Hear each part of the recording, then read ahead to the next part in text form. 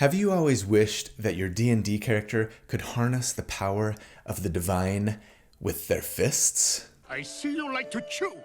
Maybe you should chew on my fist! You want to smite stuff, sure. I mean, who doesn't? But not with boring old weapons. No, but with the power of your body, right? If so, have I got a treat for you. Welcome to D4.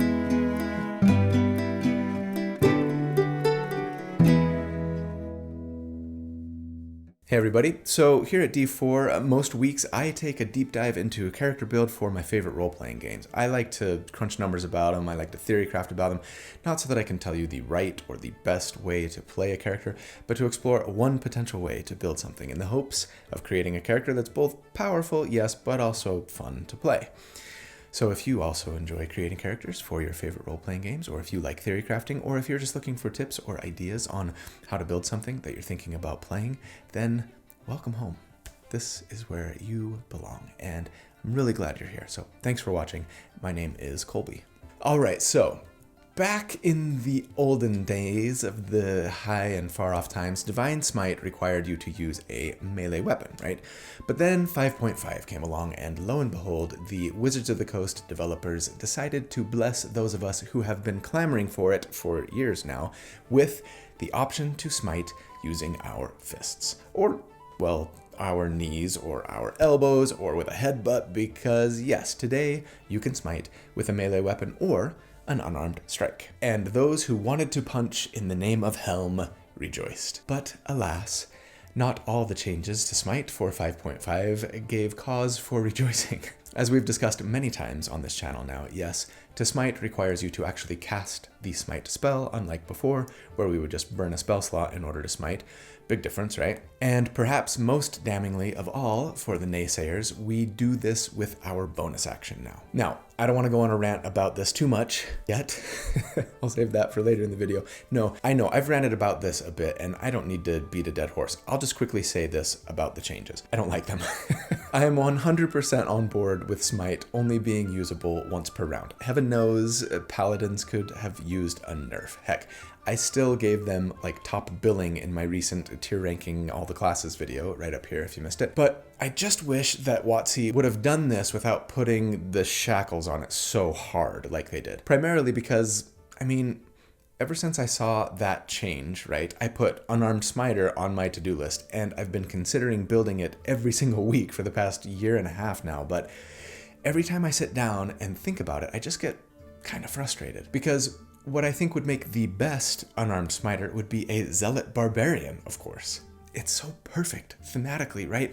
But Raging Barbarians can't cast spells, and since Smiting is now casting a spell, the only way you could do this is if you decided to forego Rage, and that's just so dumb. And also, it seems like if you were to go with an unarmed build, you might want to look for cool ways to make an unarmed strike with your bonus action. Probably not via multiclassing with Monk, since the ability score requirements to multiclass Monk with a Paladin are just insane, right? But maybe with a cool species that can get an unarmed strike with a bonus action, like the new Shifter, or maybe by combining Paladin with the new Dance Bard, right? That would be perfect, but no. If we're committed to smiting, then that means no bonus action unarmed strike, which makes me feel like I'm being forced to work with one hand behind my back a little bit, I guess. And yeah, that frustrates me. But you know what? I'm done making excuses. I'm done putting this off. Being able to invoke the power of your deity, or maybe your oath to a righteous cause with your fists, it's just too good of a character concept to pass on. And so today, we are finally going to build it. And these are the two rules that I'm going to give myself here for the character concept. 1, I can't use weapons, ever. Well, okay, fine, after level 1 at least. But no, we are committing to unarmed attacks only today. And 2, I've got to smite every round, or nearly every round, excepting perhaps a setup round in some instances later on in the build. But the idea is to really build around this concept of smiting with my fists or my elbows, right? Basically all the time. I have to preserve that bonus action on the regular then. So the question is, will restricting myself in this way prohibit the build from being a good damage dealer? Or can we still find ways to add a little extra here and there to make it so that the character can keep up with other damage builds despite the artificial restrictions we're putting on ourselves in the name of character concept? Let's find out, shall we? I am happy to present D&D build number 255, the Unarmed Smiter, Fists of Righteousness, the Hand of the Gods. Fisto.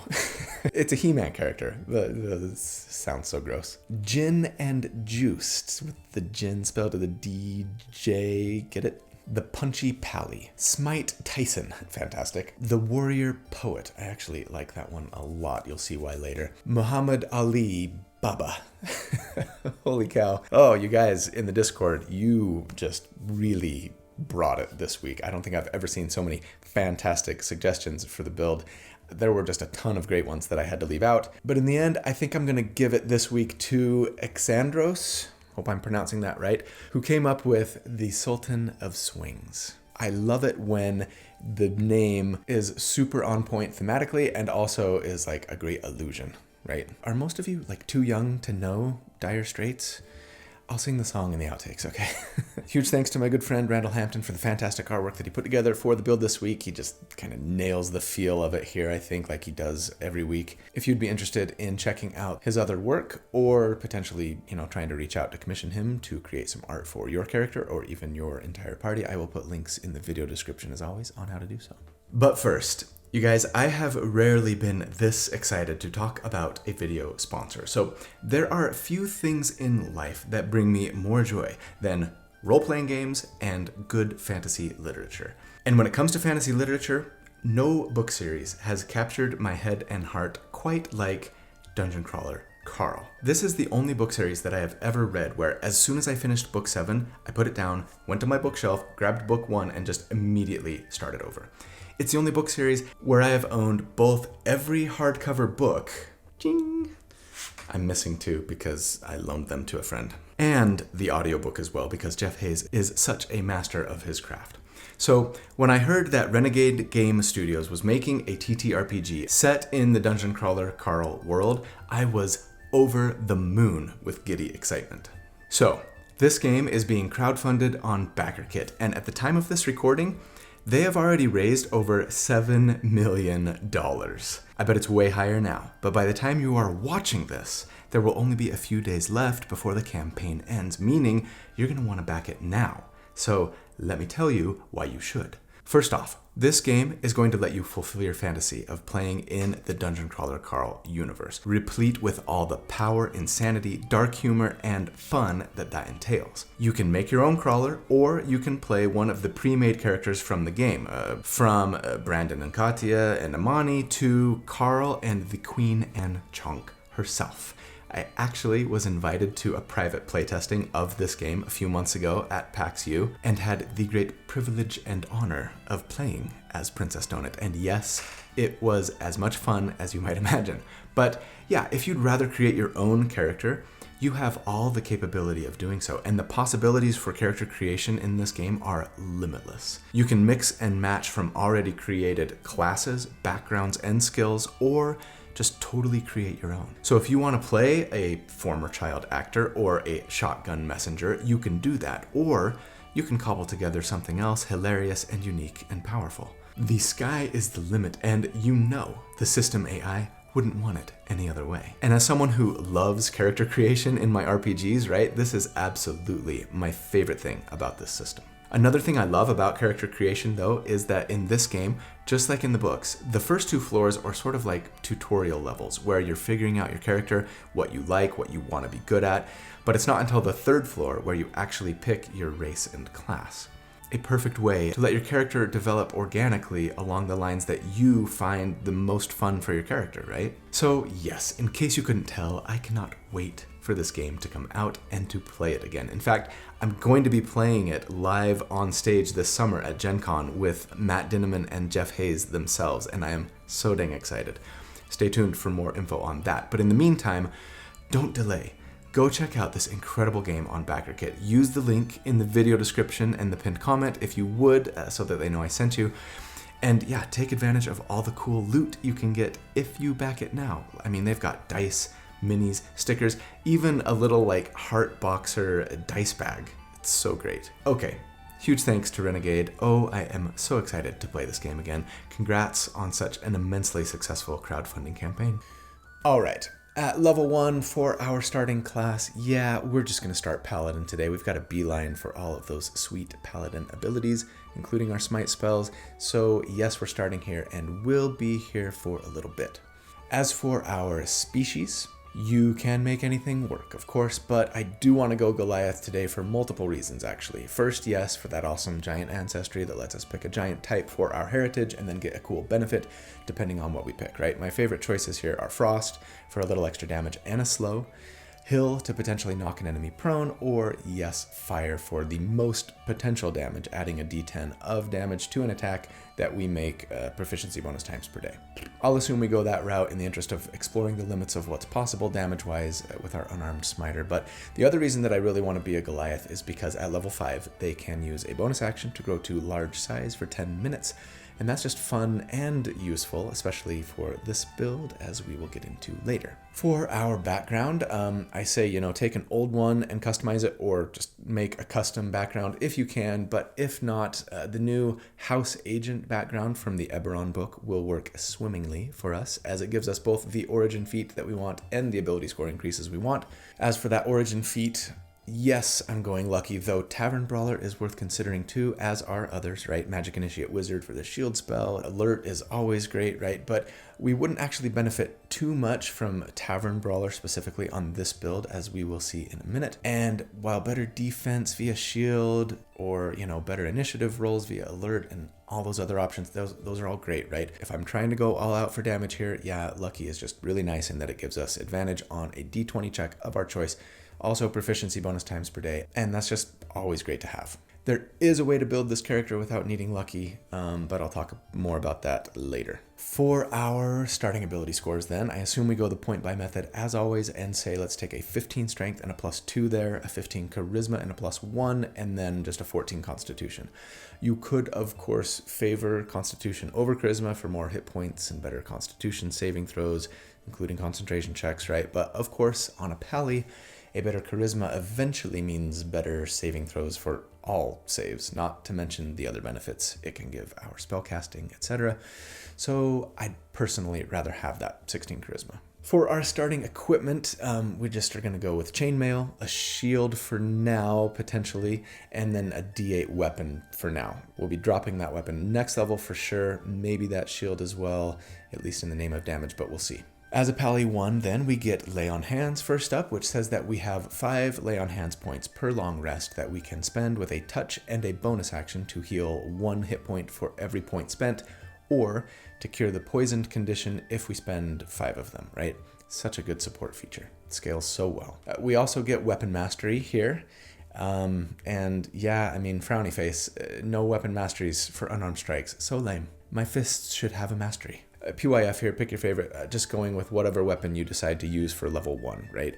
I'd probably go with a battle axe and topple, but maybe consider a ranged, thrown weapon, like a javelin for slow, or a hand axe for vex, right? Pick your favorite. Finally, we get paladin spells here, and you're just going to want to kind of pick from the usual suspects. I think Bless is a fantastic buff for potentially your entire party. A d4 to all attacks and saves is no joke. Definitely worth the action to cast and concentration if no one else in the party is using it, right? Command is solid single target control, more than a single target if you can upcast it, right? Cure Wounds is a nice backup heal when you're out of Lay on Hands points, and then I would grab Searing Smite here too. It does a little more damage than Divine Smite once you can upcast it, since as a second level spell it does 2d6 fire damage now, and then 2 more on the enemy's turn, at which point they might be able to put the fire out, but maybe not. We'll get some use out of this on some rounds at least, since the damage scales by like a d6 when we hit and a d6 on the burn, right? For every level we upcast it. It's really good. At level 2, we get a fighting style, and we, of course, are going with the unarmed fighting style. This did not used to be available to paladins back in the 5e days. I'm really glad they've kind of opened that up. This is perfect for us. It says that our unarmed strikes deal a d6 plus our strength modifier now, not just 1 plus strength. And actually, if both our hands are empty when we strike, it can be a d8. I like that. It's not a huge damage bump. We'd almost always be better off with a shield, just to enjoy that 2 more armor class, instead of just 1 more damage per hit on average, yeah. But since I'm going for damage overall with the build, and actually for one other reason that we'll get to in a minute, I'm just going to assume that, yeah, we've got both our hands free when I crunch numbers, but you do what you feel best here. Stick with the shield if you want. Also, unarmed fighting says that at the beginning of our turn, we automatically deal a d4 of damage to someone we've got grappled. Maybe we'll make use of that. We also get Paladin Smite at this level, very important for this build, of course. This says that we always have the Divine Smite spell prepared, and we can cast it once per day without spending a spell slot. At the lowest level, of course, unfortunately. Speaking of the lowest level, did you know that I offer all of my membership and patron perks to all of my members and patrons, even if they sign up at the lowest level? Actually, that's not technically true. The lowest level is copper, and they don't get much more than the ability to use like Colby face emojis in their comments on my videos. But at silver and higher, which is just $2 a month, you get everything. You know, I just ask that you pay what you think it's worth and what you feel you can afford.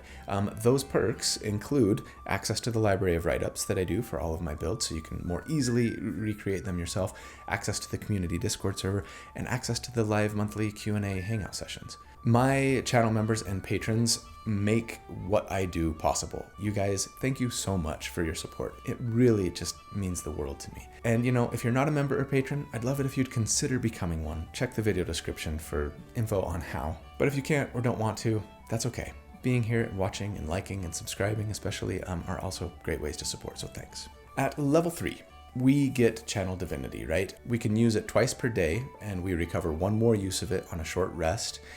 Right now, we can use it for Divine Sense, which lets us detect nearby Celestials, Fiends, and Undead, or for something way cooler that we get from our subclass. And yes, we get that now too. And what do you think we're going with? Well, if you were paying attention to the potential names, you already know. But the way I see it, there are 2 kinds of like best options here, mechanically. First, Vengeance, of course. They have a stellar spell list, and their Channel Divinity option, Vow of Enmity, is basically just going to give us advantage on all of our attacks all of the time. It is so dang good. But as I mentioned, in the last Vengeance Pally build I did, that single class Paladin right up here, Vow of Enmity becomes less good by comparison if you can otherwise get advantage, right? And yeah, there are a lot of ways to get advantage in D&D these days, especially for melee attackers especially. And while none of them, most likely, will be quite as reliable and sustainable as Vow of Enmity, today I want to explore a different, exciting, newer option that, yeah, you've probably guessed at by now. We are talking about the new subclass from the Heroes of Faerun book, the Oath of the Noble Genies. I did a build around the subclass when it first came out a few months ago, the Paladin. Still one of the best names for any build ever. But today I want to use them again because I think they're probably the best pally in town if we're just focused on being the very best smiter we can be. So let's dive in. We get 3 features as a Genie Pally. Genie's Splendor gives us unarmored defense, but with dexterity and charisma, that would be awesome if we were going with a dexterity-based build. I considered it, but no, we're going to stick with strength largely for a reason we'll discuss next level. But the feature also gives us proficiency with acrobatics, intimidation, performance, or persuasion. So at least we get a little something there, even if we are still wearing armor. But then there is the main attraction, right? Elemental Strike. This feature is so good. Some would argue too good, but I don't know. It's pretty limited in use. It says that immediately after we cast Divine Smite, and remember it specifically has to be Divine Smite, not another kind of smite, which kind of bums me out, but that's okay. We can burn a Channel Divinity use, so remember only twice per day, recovering 1 use on a short rest, right? But when we do that, we can do one of 4 things. Genie's Escape lets us teleport within 30 feet, have resistance to bludgeoning, piercing, and slashing damage, and immunity to grappled, prone, and restrained, all until the end of our next turn. A great defensive move there. Marid's Surge says that our target and everyone of our choice within 10 feet of them has to succeed on a strength save or be pushed 15 feet away from us and be knocked prone. That's awesome. Both of these situationally useful, but the 2 that I want to focus on are Dow's Crush and Ifridi's Fury. With Dow's Crush, our target is just automatically both grappled and restrained. That's incredible. No size restriction, no saving throw. They just have to use their action on their turn to try and escape the grapple with an athletics or acrobatics check, just like anyone who's grappled, right? I think this is undoubtedly the strongest option generally. A fantastic control, a great debuff, and so of course I'm not going to assume that we're using it today.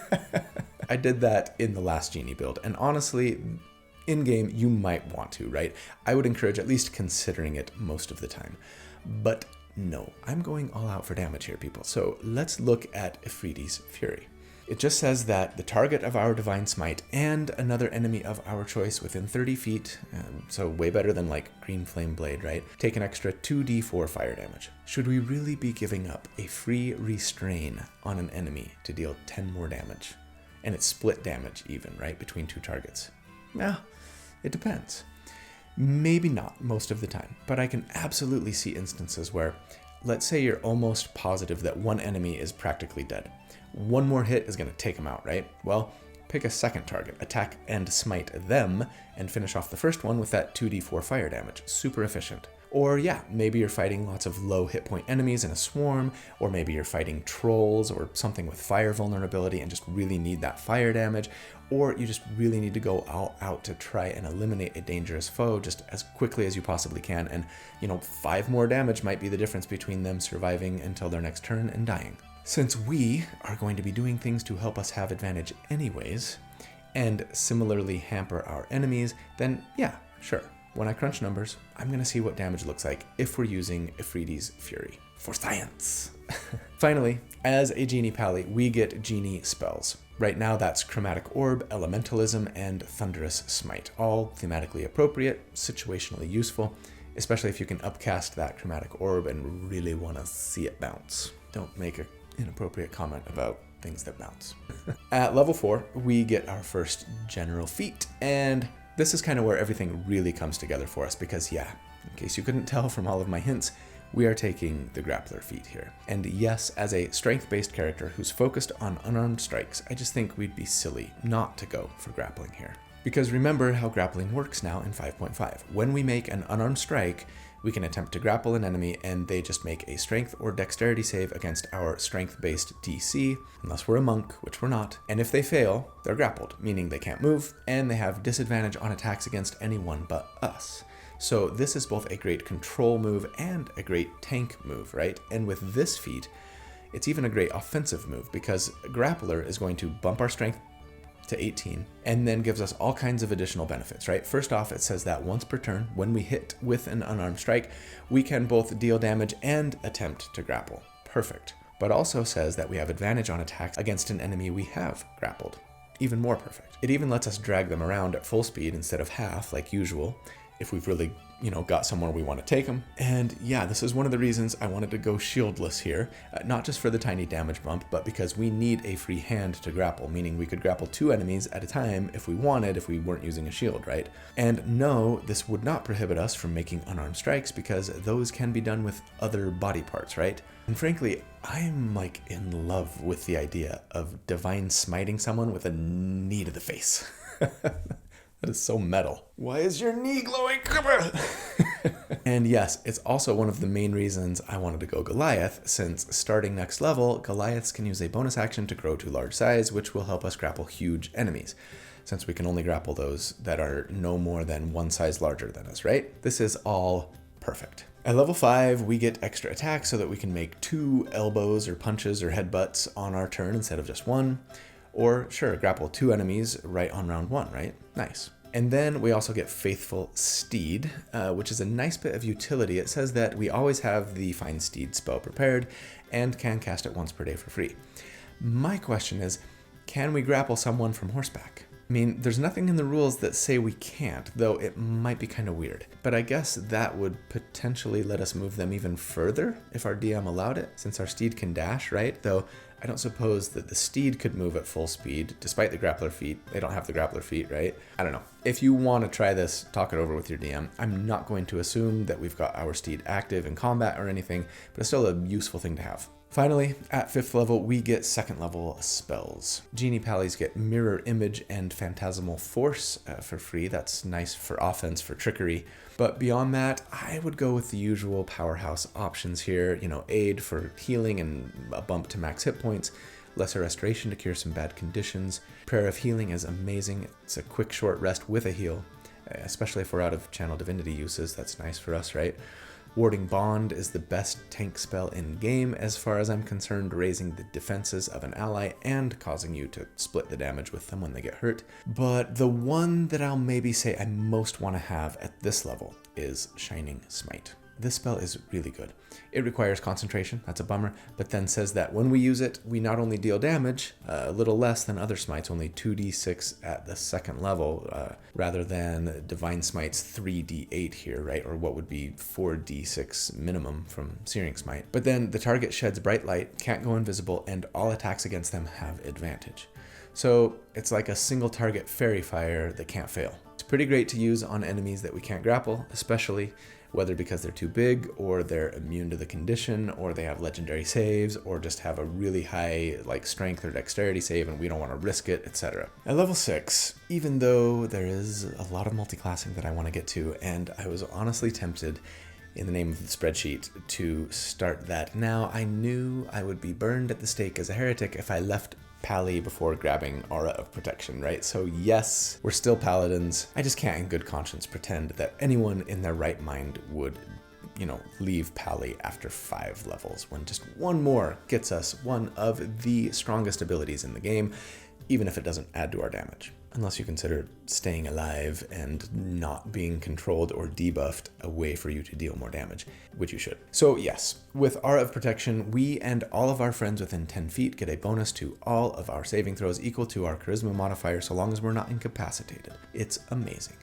It makes me wish I had a higher charisma. Okay, at level 6, it's time for our first damage report. So let's talk about what combat would ideally look like for us at this level if we were just going all out for damage and had all of our resources to burn, right? On round 1, we'd simply run up to our chosen target and try to punch them using a luck point for advantage and grappling at the same time thanks to the grappler feat. If we hit and we successfully grapple them, great, throw on a Divine Smite. I just use the free one that we get to do 2d8 extra damage and then burn that Channel Divinity and use Afridi's Fury for 2d4 more to them and to another enemy, right? I'd even pile on a d10 from our Fire Giant Goliath feature here too. If our grapple fails, I'd say go with Dow's Crush instead, right? And grapple them that way. Because yeah, we want advantage on our second attack, which we would get against enemies we have grappled. Now, one potential quibble here. The grappler feat gives us advantage on attacks against enemies grappled by you, and Dow's Crush says the target has the grappled condition. There's been some debate in the community over whether Dow's Crush means that we are grappling them or that, say, the rocks that surround them are, and technically that might matter, right, for a number of reasons. Please work this out with your DM ahead of time, okay? Anyways, assuming we've got them grappled, on round 2, we deal an extra d4 of damage automatically to our grappled enemy thanks to the unarmed fighting style, and we could drag them over to a second enemy and attack and grapple them if we wanted. Or, if our primary target burned their action to try and get away from us and succeeded, no worries, we just chase them down and repeat round 1, right?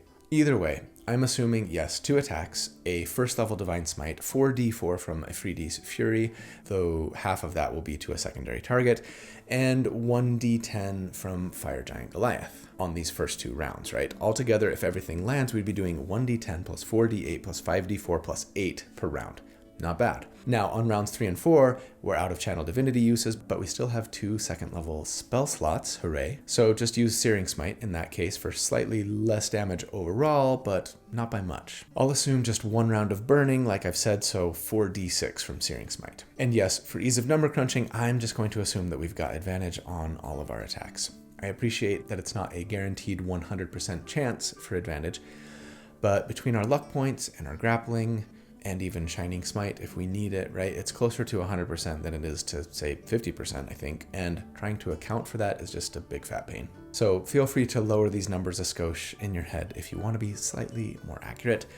Anyways, under all of these assumptions then, averaged over a 4-round combat encounter, against enemies with a 10 armor class, we would do 43 damage per round, and against a 15 AC, it would be 41 DPR. And hey, that's solid. Probably middle of tier 2 compared to other DPR builds that I've done to date, meaning better than average. And considering we are a non-monk just punching stuff, I'm impressed. I am. Now, of course, we are burning through resources like a prairie fire in a windstorm, so we're only hitting these kinds of numbers like one fight a day. And after that, numbers drop significantly. But considering that most of us only have 1 or 2 combat encounters per day, I don't feel too bad about that. And for those of us having more, hey, good news. When you run out of fire giant strikes and channel divinities and second level spell slots, you're still a level 6 paladin who is buffing, healing, and with this build, tanking and controlling, all while doing a little bit of damage to boot. So make no mistake, you are bringing a lot to the party, even when your damage goes down, so hold your head high.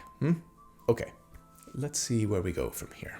At level 7, yes, of course you could stay paladin. There are lots of reasons to do so. A buff to your aura, better pally spells, cool features like Observe Foes, Aura of Courage, Radiant Strikes. If you want to, you should, and you'll be just fine. For me, again, if we're thinking about how to prioritize damage on this unarmed smiter, well, one of the best ways to improve things is to get higher spell slots to upscale those smites, right? And we would scale those spell slots a lot more quickly if we were a full caster instead of a half caster. So I think for me, my champion at this point is feeling inspired, not to pursue a path of pure arcane power or to make a pact with an otherworldly being. No, they want to learn more about the noble genies that they have sworn an oath to. They crave a greater understanding of the elemental planes so that they can better help the rest of the world revere and understand those things as they should, so that others can join us in our efforts to sow the seeds of creation and better respect the elements. So, regardless of your reasons for doing so, yes, we are taking Bard levels now.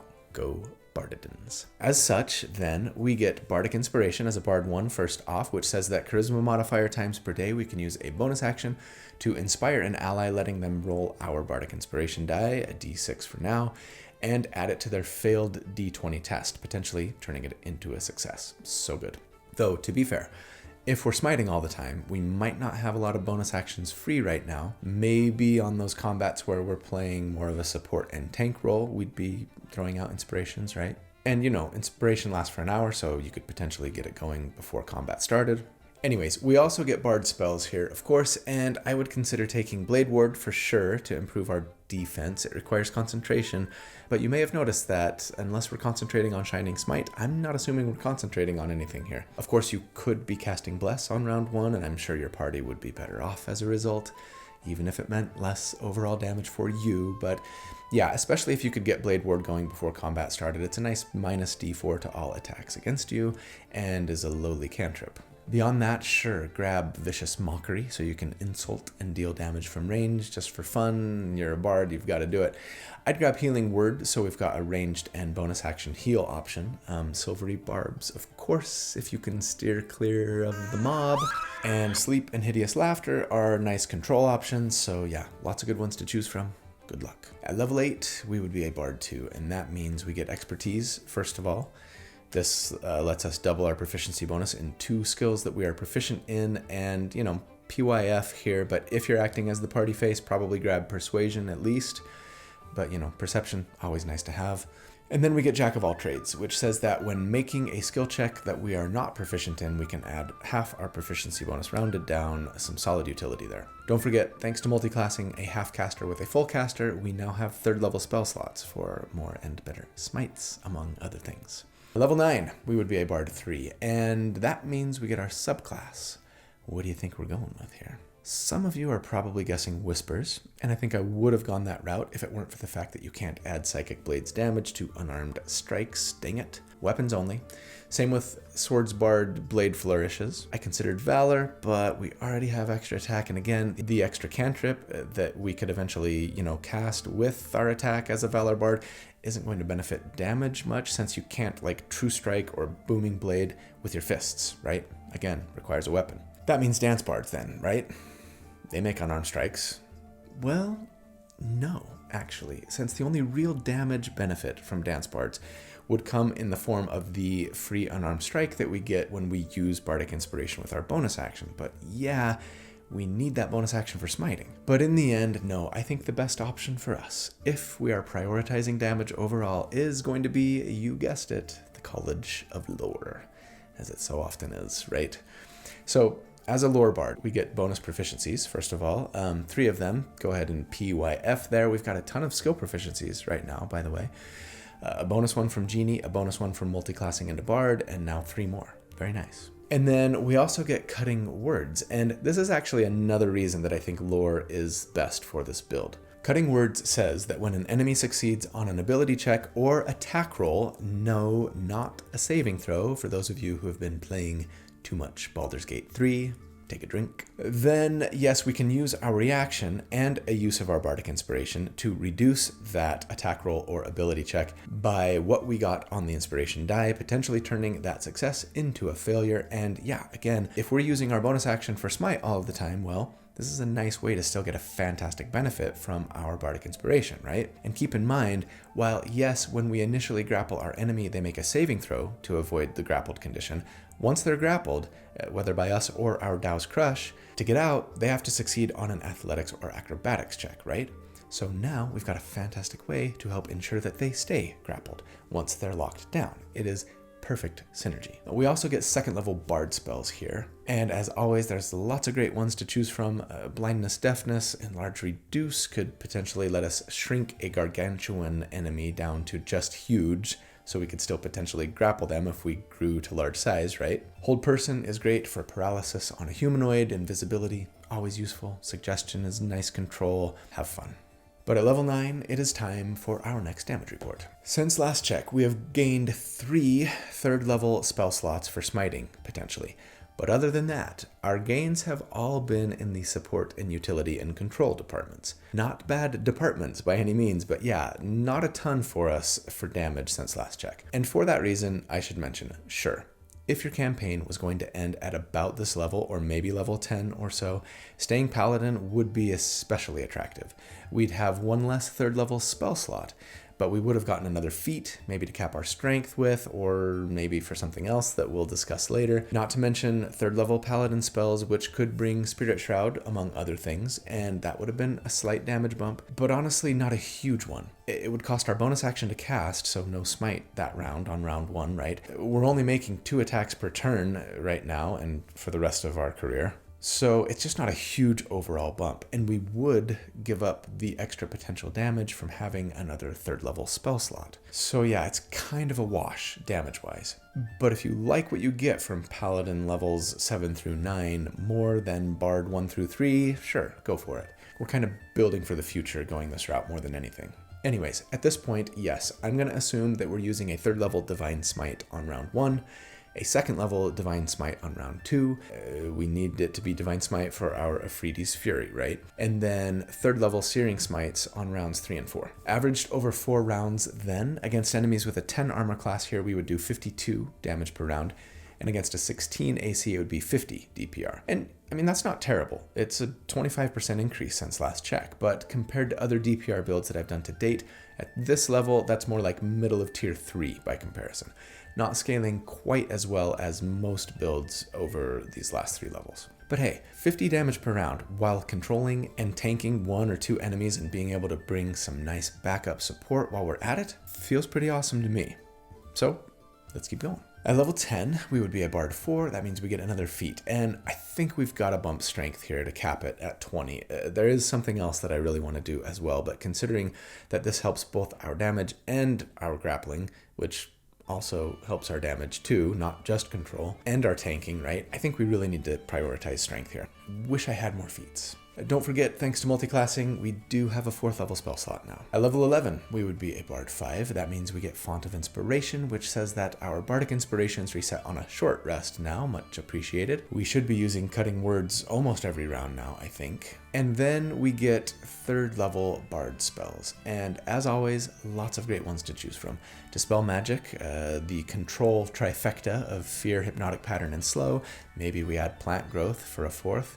Tiny Hut is fantastic for safe resting, PYF. At level 12, we would be a Bard 6, and this, of course, is the main reason why we wanted to go Lore Bard, right? Because we get magical discoveries, and this lets us learn 2 new spells, and they can be from the Cleric, Druid, or Wizard spell lists, and that is freaking fantastic, Mr. Bigglesworth. Now, Even though we technically have 5th level spell slots thanks to multiclassing, alas, the spell has to be a 3rd level or lower right now.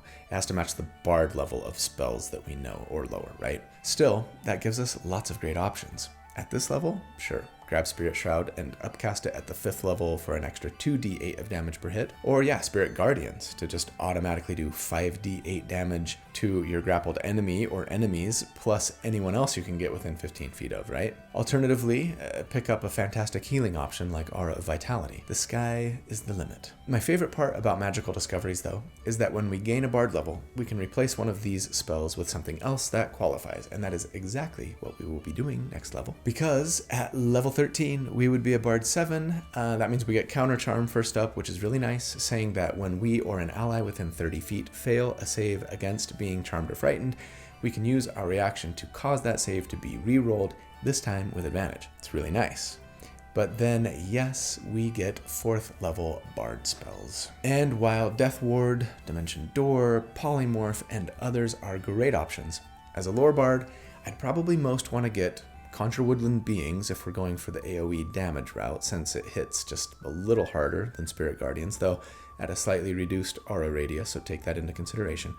Or yes, the almighty Conjure Minor Elementals. Hang on a minute, you might be saying in a really atrocious Cockney accent.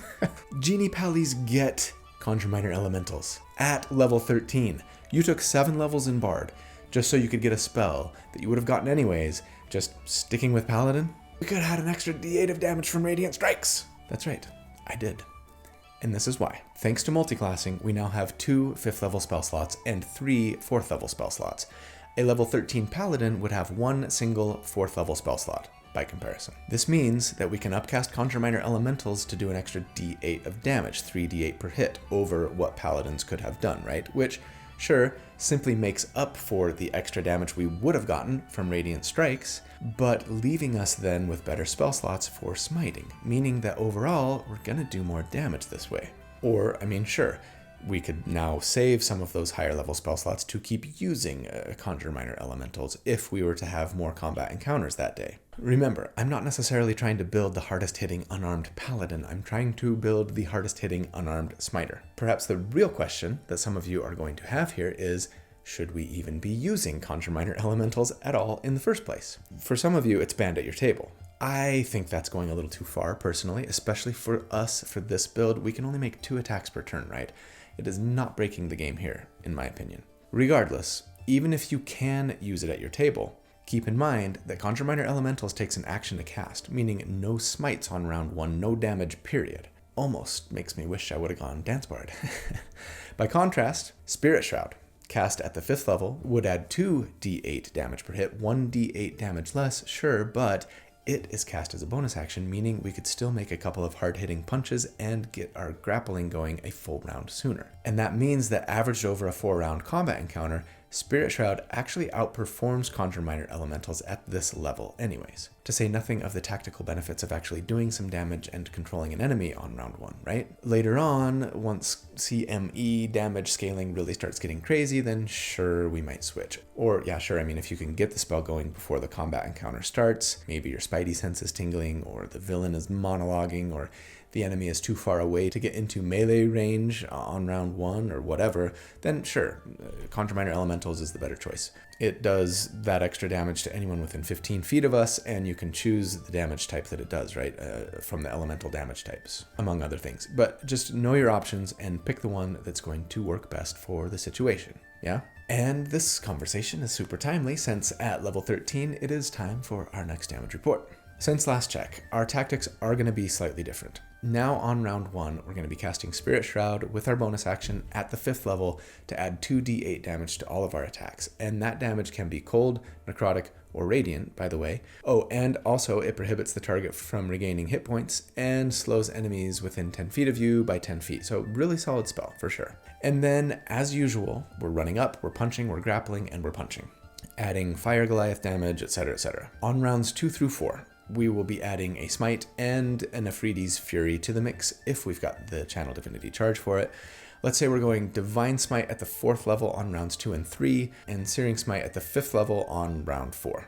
Averaged over 4 rounds then against enemies With a 10 armor class, we would do 77 damage per round here, and against a 17 AC, it would be 74 DPR. And that is a much better bump percentage-wise, about 50% more than, last check, moving us more like into the top of tier 3 by comparison. So we've outscaled a lot of the builds in the area, and that's nice, but yeah, I mean, we're still only making 2 attacks per turn, and only with our fists, right? But beyond that, controlling, buffing, and doing a lot to keep our allies hale and whole as well, so it's pretty awesome, all things considered. Let's see what it looks like coming down the home stretch. At level 14, we would be a Bard 8, which gives us another feat, so I can finally take the feat that I've been wanting all game. You guessed it, the new Spellfire Adept feat. If I had a way to punch and grapple with my charisma, we could have gotten here sooner, but as is, alas, we've had to wait, but I'm happy to be here now. Spellfire Adept says that we can bump our charisma by 1, so just to 17 now. It says that our radiant damage ignores resistance. It probably won't come up much, but then above all, once per turn, when dealing radiant damage with a spell specifically, we can expend up to 2 of our hit dice and add that damage to the spell's damage. Sweet. Super Smite. Because yeah, Divine Smite deals radiant damage. Yay.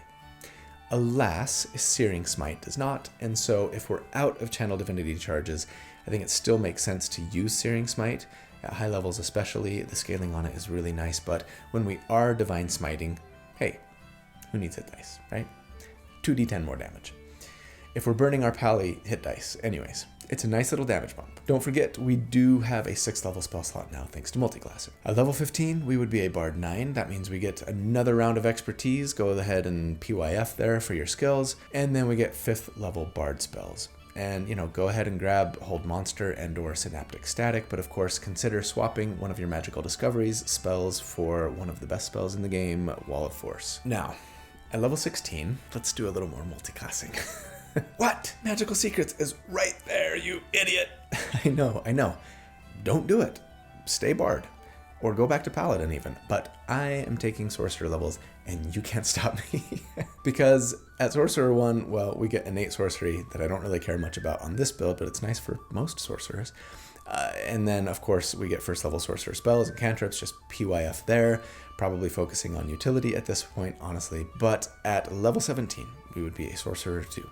And this is why we're here, because we get our sorcery points via the Font of Magic feature, 1 sorcery point for every sorcerer level, and we can cannibalize spell slots to get more, which we probably are going to want to do, right? But yeah, we want those sorcery points to use on meta magic. We get 2 options, and of course, we gotta take Quicken Spell. This lets us cast a spell as a bonus action that normally costs an action, and right now, with a 7th level spell slot, which we got last level, right? Conjure Minor Elementals adds 5d8 damage to every hit, compared to what would be 3d8 on an upcast Spirit Shroud. And that means that, well, even if we had just stayed Bard or Paladin and had to use our action on round 1 to cast it, yes, it would outpace Spirit Shroud for damage on average over 4 rounds, but if we can cast Conjure Minor Elementals as a bonus action, that's just a no-brainer. As for the second meta magic option to pick, I'd probably go Subtle Spell, but go ahead and PYF there. Now,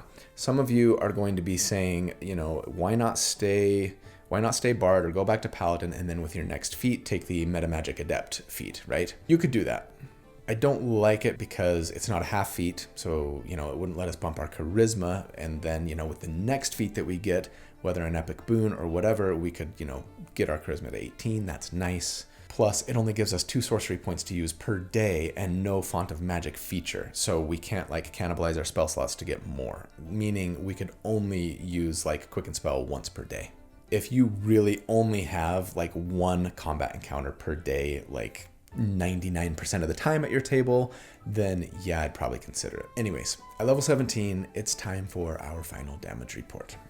Okay, since last check, we can potentially be casting Conjure Minor Elementals at the 7th level to do 5d8 damage per hit and have 1 6th and 2 5th level spell slots to smite with should we be so foolish. We can also blow some hit dice on rounds 2 through 4 to add 2d10 more radiant damage to our Divine Smite thanks to Spellfire Adept. One note though, if we're not piling on Ifriti's Fury when we're out of Channel Divinity charges, right, going Divine Smite with Spellfire Adept only outpaces Searing Smite by a hair. and going Searing Smite instead would save us some hit dice. Still, getting all of that damage at once, potentially doubling it all on a crit, right? And considering that Radiant is much less likely to be resisted or immuned, let's go for it. We're blowing everything here, our Fire Goliath stuff, all of our best spell slots, a bunch of our hit dice even, all in the name of more damage. And if we do that, over 4 rounds against enemies with a 10 armor class, we would do 119 damage per round now. And against an 18 AC, it would be 113 DPR. Hey, breaking the century mark with just 2 unarmed strikes per round, not bad. Not bad at all. Compared to other damage-focused builds to date, at this level, this puts us back into Tier 2 territory, maybe bottom of Tier 2, but still. Considering everything else that we're bringing and our self-imposed limitations in the name of character concept, right? I think it's pretty dang impressive. So, let's jump into some final thoughts, shall we? The tier score for this build, if you take the damage that they do against all the enemy armor classes we calculated for at each of the 4 damage reports and just averaged it all into one big number, we end up with a 65, and this lands them right near the bottom of tier 2, which means we're beating the average. And that's for builds built for damage, right? And that feels kind of awesome, I'm not gonna lie. But there are a lot of things to consider with all of this. So, first of all, you want to know the dirty little secret about this build that just drives me a little bit crazy? At the end there, we would have been better off just making a bonus action unarmed strike if we could have, than using Smite. And this ultimately kind of illustrates why requiring our bonus action to Smite is just not great game design, in my opinion. Having it only usable once per round, sure. Again, Pallies needed a nerf. Arguably, they still do. But there are so many ways to get a bonus action attack in D&D 5.5 especially. Class and subclass options, spells, feats, and even species. And ways to add damage to that bonus action attack. And so requiring Smite to use your bonus action often means you'd be better off not smiting. Now, sure, this unarmed smiter we built today might have been more limited in what they could have done to get a bonus action punch, but there are still options. Going shifter for our species, for example, and by the end of the build here, yeah, if we would have gone shifter, let's say, and taken the long tooth option, right, to get a bonus action unarmed strike every round, we would have done about the same amount of damage from that bonus action attack as we were doing with a smite. Now, sure, this is hugely exacerbated by Conjure Minor Elementals with its crazy scaling, and so maybe without that spell, especially in late game, the problem isn't as bad.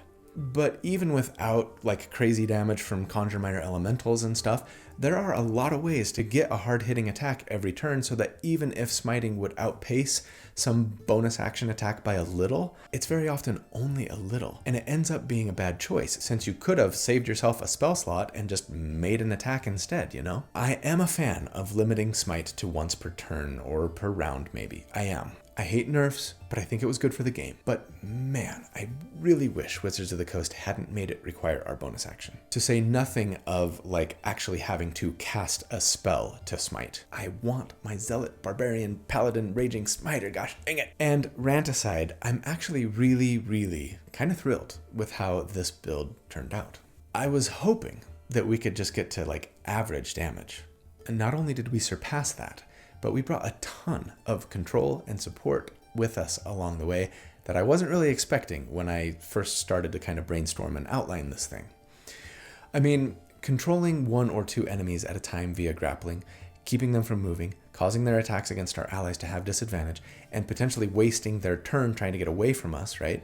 Solid survivability with our heals, solid health, aura of protection, and a decent AC. Better if we put a shield on and lose a teeny bit of damage and the ability to control a second enemy, right? Bardic Inspiration to either buff allies or cause enemies more reliably to miss and fail. Loads of utility-based skills and expertise and spells. Fantastic control options via spells if we want to shift from damage. An incredible healing capability between lay on hands and spells. We really can kind of do it all, including really solid damage. All just with unarmed strikes and smites. I love it. Now, sure, as we've said, the damage goes way down after a single round of combat. But as always, that doesn't bug me in the slightest. I kind of love having to switch up tactics between fights, right? On my characters, personally.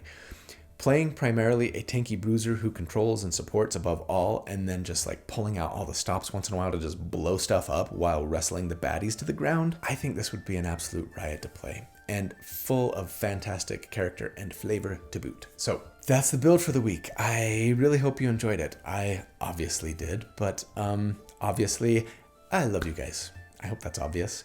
Thank you so much for all that you do for me and for the channel. I just really, really appreciate it. I do. I hope you have a fantastic day and a really great week. And if you don't, please, above all things, don't give up, okay? Hang in there. I hope that you'll do good and be kind and that I see you again really soon. But until then, take care. Bye.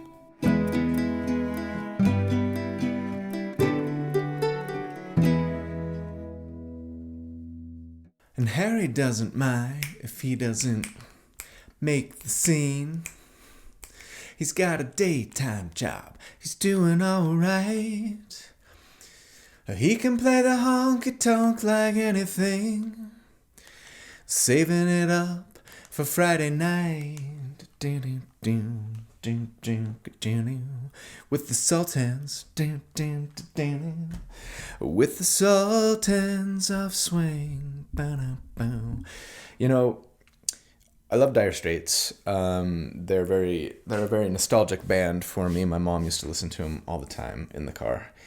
They are not particularly known for their fantastic vocals. They definitely remind me a lot of almost like a Dylan-esque. It's a little bit talky, mumbly a lot of times on the vocals, right? They're more, for those who don't know, known for like their kind of bluesy. The guitar, you know, is a big deal. The vibe, yeah, they've got some good stuff. More known for Money for Nothing, right? I Want My MTV and Walk of Life, I think, are their more famous ones. But my favorite song of theirs is probably Romeo and Juliet. That is a fantastic one. I mean, the lyrics really, more than anything for Dire Straits, it's about the lyrics, I think. And yeah, like I prefer the Indigo Girls version of Romeo and Juliet over Dire Straits' own, you know what I mean? But yeah, they're talented for sure. Check them out if you think you're into that kind of more classic rock, bluesy kind of vibe. Dang it. Who came up with, oops. Oh